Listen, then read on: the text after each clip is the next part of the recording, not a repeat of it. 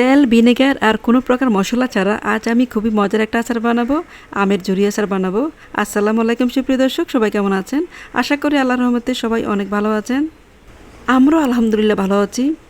আমের খোসাগুলো খুব ভালো করে ছাড়িয়ে নিয়েছি। এখন আমগুলো একটা বটিদা দিয়ে চিকন চিকন করে কেটে নিচ্ছি। দেখতেই পাচ্ছেন, যে কোনো আচার রোদে শুকিয়ে বানালে সেই আচারটা খুবই ভালো হয়, সহজে নষ্ট হয় না, খেতেও অনেক বেশি মজা হয়। আমগুলো সব কাটা হয়ে গেছে। এখন ডিশের মধ্যে নিয়ে খুব ভালো করে চড়িয়ে একটু রোদে শুকিয়ে নিব। যাদের রোদের ব্যবস্থা নাই তারা ইচ্ছে করলে প্যানের নিচে বা চুলার নিচে রেখেও একটু শুকিয়ে নিতে পারেন। 2 দিন শুকালেই হয়ে যাবে। আমগুলো একদম কাঁচা হলে বেশি ভালো হতো। আমার আমগুলো কাঁচা পাকা হয়ে গেছে। তো যাই হোক, রোদে শুকিয়ে নিচ্ছি। শুকানো হয়ে গেছে 2 দিন পরে আমার আমগুলোর এই অবস্থা। এখন বানিয়ে নিব আচার। একটা লোহার কড়াইতে চিনি দিয়েছি। এখন দিব সামান্য পানি, তারপর একটু জাল দিয়ে নিব। যখন চিনি থেকে এক্সট্রা পানিটা চলে যাবে তখন দিয়ে দিব আমগুলো একটু পানি দিয়ে ধুয়ে নিয়েছি। তারপর পানিগুলা খুব ভালো করে জড়িয়ে নিয়েছি, একদম হাত দিয়ে চিপে চিপে খুব ভালো করে শিরা হয়ে গেছে। এখন দিয়ে দিব আমগুলো। দেখুন আমগুলোর এই অবস্থা।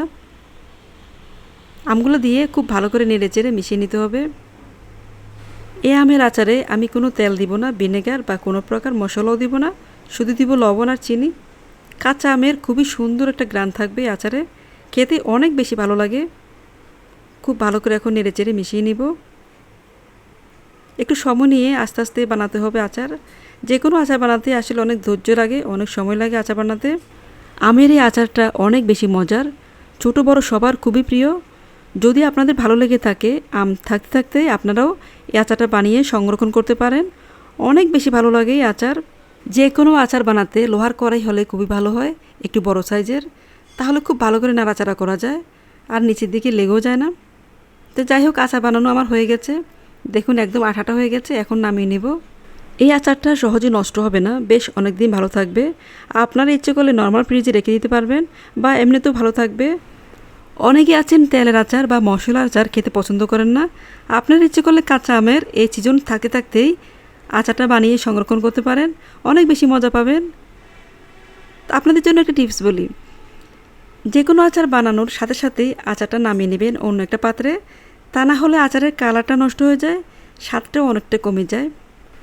ঠান্ডা হওয়ার পর আচারটা ঝুরি ঝুরি হয়ে যাবে, আরও আঠালো হয়ে যাবে। একটা কাঁচের বয়মে আচারটা সংরক্ষণ করবেন, তাহলে আচারটা সহজে নষ্ট হবে না। তো আজকে এ পর্যন্তই। সবাইকে অনেক অনেক ধন্যবাদ যারা কষ্ট করে আমার ভিডিও দেখেছেন। আবার দেখা হবে নতুন কোনো সুন্দর রেসিপিতে। সে পর্যন্ত সবাই অনেক ভালো থাকবেন। আল্লাহ হাফেজ। আসসালামু আলাইকুম।